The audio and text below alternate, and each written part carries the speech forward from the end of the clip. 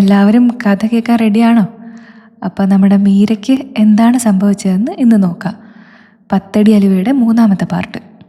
വാഴക്കുടപ്പന് ചുറ്റും പറന്നു നടന്നിരുന്ന വലിയ കടവാതിൽ ചുറ്റി പറന്നു വന്ന് വാഴയുടെ അടുത്ത് നിന്നിരുന്ന ചെമ്പരത്തിയുടെ കനത്ത കമ്പിൽ തൂങ്ങി. എന്നിട്ട് ആ ജീവി ചുവന്നു തുടുത്ത കണ്ണുകൾ കൊണ്ട് മീരമോളെ സൂക്ഷിച്ചു നോക്കി. എന്നിട്ട് തൻ്റെ ചെറിയ പല്ലുകൾ ഇളിച്ചു കാട്ടി. തല കീഴായി കിടക്കുന്ന ഒരു വൃദ്ധ ചിരിക്കും പോലെയാണ് ആ കാഴ്ച കണ്ടപ്പോൾ മീരയ്ക്ക് തോന്നിയത്. മീരമോൾ ആ ജീവിയെ നോക്കി നിൽക്കവേ അത് ക്രമേണ വെളുത്ത പുക പരത്തി ഒരു വികൃത രൂപം സ്വീകരിക്കാൻ തുടങ്ങി. ഒടുവിൽ ആ പുകപടലം ഒരു വൃദ്ധ സ്ത്രീയായി മാറുക തന്നെ ചെയ്തു. മീരമോളുടെ നാഡികൾ ഈ കാഴ്ച കണ്ട് മരവിച്ചു പോയിരുന്നു. വളരെ നേർത്ത സ്വരത്തിൽ ചിരിച്ചുകൊണ്ട് ആ രൂപം മീരയോട് പറഞ്ഞു, നിന്റെ വല്യമ്മച്ചി എനിക്ക് നിന്നെ തന്നു കഴിഞ്ഞിരിക്കുന്നു. എന്നും സന്ധ്യയ്ക്ക് കടവാതിൽ വേഷം ധരിച്ച് ഈ ഭൂമിയിൽ ഞാൻ ഏറെക്കാലമായി ചുറ്റിത്തിരിയുന്നു. ആരെങ്കിലും മനസ്സോടെ ഒരു കുഞ്ഞിനെ തരുന്നത് ഏറ്റുവാങ്ങാൻ. ഇന്നാണ് അതിനുള്ള ഭാഗ്യം എനിക്ക് കൈവന്നത്. വരൂ, ഇനി നീ ഈ കടവാതിൽ ലക്ഷ്യമ്മയുടെ മകളാണ്. ഹ ഹ ഹ ഹ. കടവാതിൽ എന്ന് പറഞ്ഞാൽ വവ്വാലട്ടോ. വെളുത്ത തേറ്റ പല്ലുകൾ കാട്ടി ആ വൃദ്ധ ചിരിച്ചുകൊണ്ട് തൻ്റെ പുക കൈകൾ മീരയുടെ നേരെ നീട്ടി. ഒന്നുറക്കെ കരഞ്ഞ് വല്യമ്മച്ചിയെ സഹായത്തിന് വിളിക്കണമെന്ന് മീരമോൾക്ക് ആഗ്രഹമുണ്ടായിരുന്നു. പക്ഷേ ആ പുക കൈകൾ അവളെ അതിനകം ഗ്രഹിച്ചു കഴിഞ്ഞിരുന്നു. ആ കൈകൾ ക്രമേണ അവളെ ചുറ്റി വരികയും ആ പെൺകുട്ടിയെ ആകാശത്തേക്ക് ഉയർത്തിക്കൊണ്ടു പോവുകയും ചെയ്തു. അപ്പോൾ പടിഞ്ഞാറേ കടലിൽ സൂര്യൻ മറഞ്ഞു കഴിഞ്ഞിരുന്നു. മീരമോൾ കണ്ണുകൾ തുറന്നപ്പോൾ തീരെ അപരിചിതമായ ഒരിടത്താണ് ഞാൻ കിടക്കുന്നതെന്ന് അവൾക്ക് മനസ്സിലായി. അങ്ങിങ്ങ് പാത്രങ്ങൾ ചിതറിക്കിടക്കുന്ന ആ വലിയ മുറിയുടെ ഒരു ഭാഗത്ത് തീ അണയാത്ത 3-4 അടുപ്പുകൾ ഉണ്ടായിരുന്നു.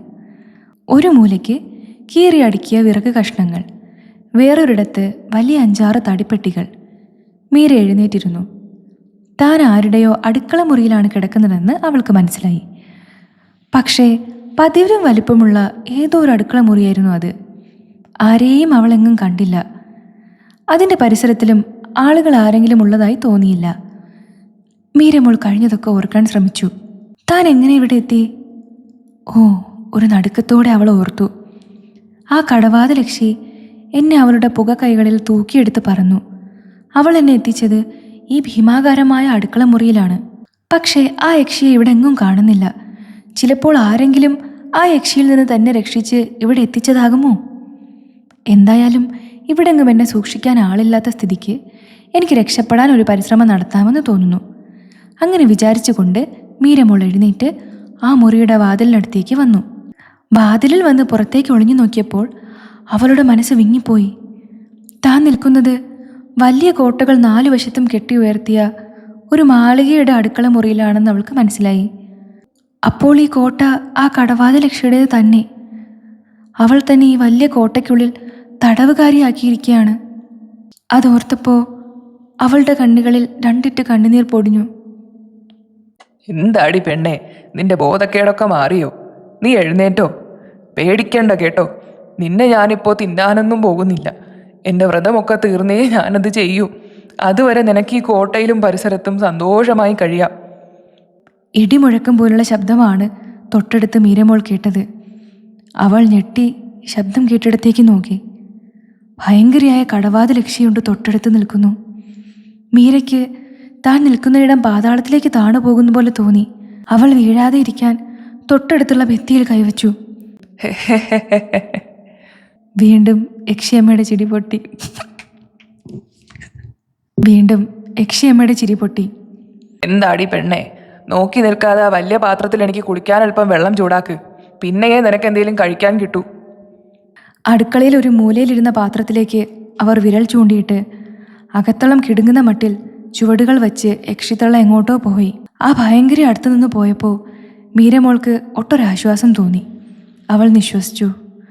ഒന്നുമല്ലെങ്കിലും ആ രൂപം കണ്ട് ഞെട്ടിവിറച്ച് നിൽക്കണ്ടല്ലോ. വലിയ പാത്രമെന്ന് യക്ഷിത്തള്ള പറഞ്ഞത് ഒരു ചെമ്പ് കുട്ടകമായിരുന്നു. അതിന് മീരമോളുടെ ഉയരമുണ്ടായിരുന്നു. ഈ വലിയ പാത്രം ഞാൻ എങ്ങനെ അടുപ്പിൽ കയറ്റി വെക്കും? എന്നിട്ടല്ലേ വെള്ളം നിറയ്ക്കാൻ പറ്റുള്ളൂ. ഞാൻ ഒറ്റയ്ക്ക് പിടിച്ച് ഈ പാത്രം അടുപ്പിൽ കയറ്റി വയ്ക്കണമെന്ന് വിചാരിക്കാൻ തന്നെ പേടിയാവുന്നു. അവൾ ഓർത്തു. മീരമോൾ പാത്രത്തിലേക്ക് എത്തി നോക്കി. അതിൻ്റെ ഉൾവശം നല്ല വെള്ളി പോലെ മിനുങ്ങുന്നുണ്ടായിരുന്നു.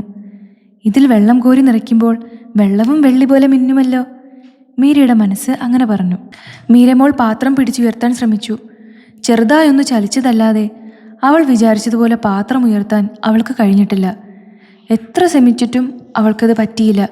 പാത്രം അടുപ്പിൽ കയറ്റി വച്ചാലല്ലാതെ അതിൽ വെള്ളം കോരി നിറയ്ക്കാനാവില്ല. വെള്ളം ചൂടാക്കി വച്ചാലല്ലാതെ യക്ഷിത്തള്ള തനിക്ക് സ്വസ്ഥത തരില്ല. മീരമോൾ വിയർത്തു.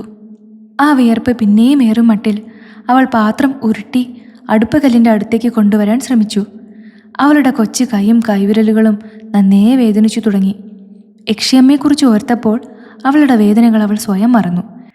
എങ്ങനെയെങ്കിലും ഈ കോട്ടയിൽ നിന്ന് രക്ഷപ്പെടണം. അതുവരെ അവരെ പിണക്കാതെ കഴിയണം. യക്ഷിയുടെ വ്രതം തീരും മുമ്പേ തന്നെ വേണം രക്ഷപ്പെടാനും. എന്നാണാവോ ആ ദുഷ്ടത്തലയുടെ നോമ്പ് അവസാനിക്കുക? ഈ കോട്ടയിൽ എന്നോട് കരുണ കാണിക്കുന്ന ആരെങ്കിലും ഉണ്ടാകുമോ?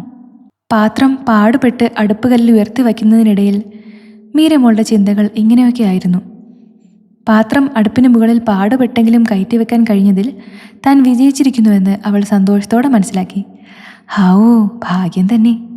ഞാൻ യക്ഷിത്തള്ളയുടെ കോപത്തിൽ നിന്ന് ഇത്തവണ രക്ഷപ്പെടും, അവൾ അറിയാതെ പറഞ്ഞുപോയി.